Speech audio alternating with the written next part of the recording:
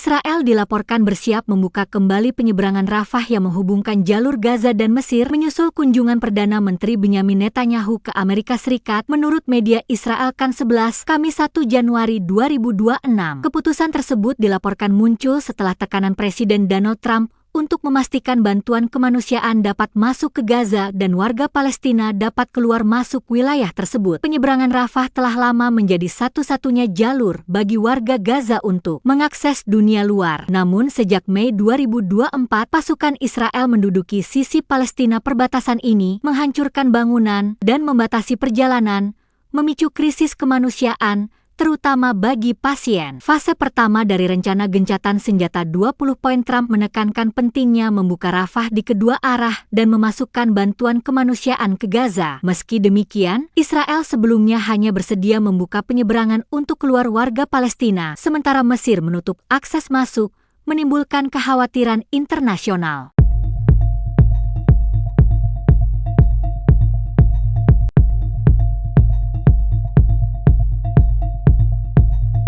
Seorang komandan kelompok perlawanan di tepi barat menegaskan bahwa perjuangan Palestina melawan pendudukan Israel akan terus berlanjut meski harus dibayar dengan pengorbanan jiwa yang semakin besar. Dalam sebuah pernyataan yang dipublikasikan baru-baru ini, Asasa menekankan bahwa mereka akan mempersembahkan lebih banyak syuhada. Karena jalan menuju kemenangan dianggap sudah dekat, ia meyakini bahwa mereka akan dibebaskan dari pendudukan yang ada saat ini. Lebih lanjut, Asasa menyampaikan pesan menantang kepada Israel. Dia mengatakan bahwa meskipun mereka menghadapi mesin represi Zionis yang syarat dengan pertumpahan darah, mereka akan tetap berada di jalan perjuangan tersebut. Komandan itu menegaskan bahwa para syuhada adalah mercusuar yang menerangi jalan mereka, mengindikasikan bahwa pengorbanan tersebut merupakan bagian penting dari upaya mereka untuk mencapai kemerdekaan. Pernyataan ini muncul di tengah ketegangan dan peningkatan operasi militer di berbagai wilayah tepi barat. Kalimat-kalimat Asasa tersebut menggarisbawahi tekad kelompoknya untuk mempertahankan perlawanan tanpa gentar menghadapi tekanan militer yang intens.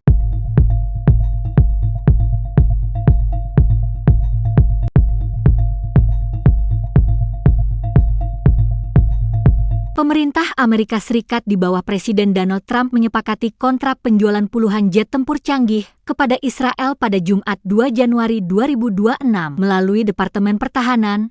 Pentagon mengumumkan bahwa perusahaan dirgantara Boeing resmi menerima kontrak penjualan 50 jet tempur F-15I kepada Israel senilai 8,6 miliar dolar Amerika atau sekitar 144 triliun rupiah. Pengumuman ini disampaikan tak lama setelah Presiden Amerika Donald Trump bertemu dengan Perdana Menteri Israel Benyamin Netanyahu di Florida. Selain itu, kontrak tersebut juga menyertakan opsi pembelian 25 pesawat tambahan di masa depan sehingga total pengadaan dapat mencapai 50 jet tempur. Melalui program ini, pemerintah Amerika bertindak sebagai perantara langsung antara industri pertahanan domestik, dalam hal ini Boeing, dengan negara pembeli, yakni Israel.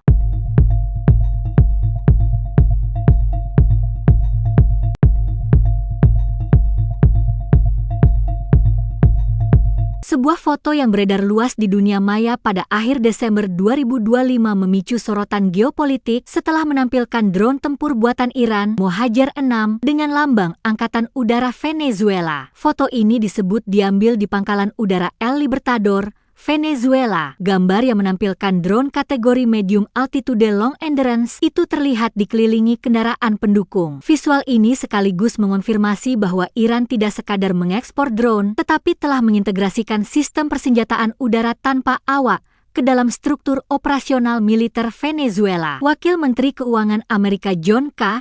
sebelumnya telah memperingatkan kerjasama militer Iran-Venezuela sebagai bentuk proliferasi agresif dan sembrono senjata mematikan ke berbagai belahan dunia. Meski hanya berupa satu foto, dampaknya dinilai sangat besar secara geopolitik. Kemunculan foto tersebut juga bertepatan dengan dorongan sanksi baru Amerika terhadap kerjasama militer Iran-Venezuela, menegaskan bahwa Mohajer 6 bukan proyek spekulatif, melainkan sistem senjata yang telah digunakan di lapangan.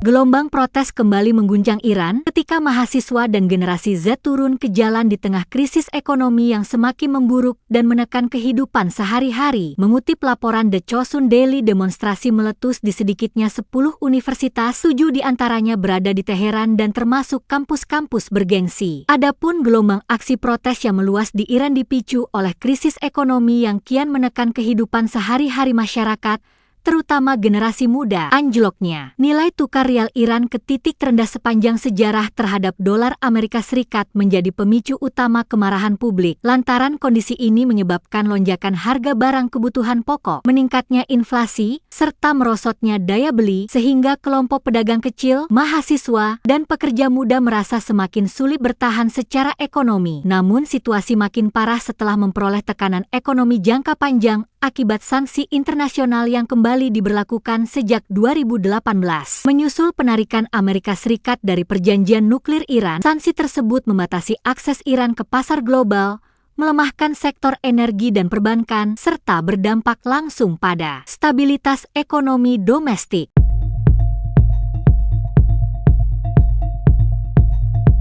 Download Tribun X sekarang, menghadirkan lokal menjadi Indonesia.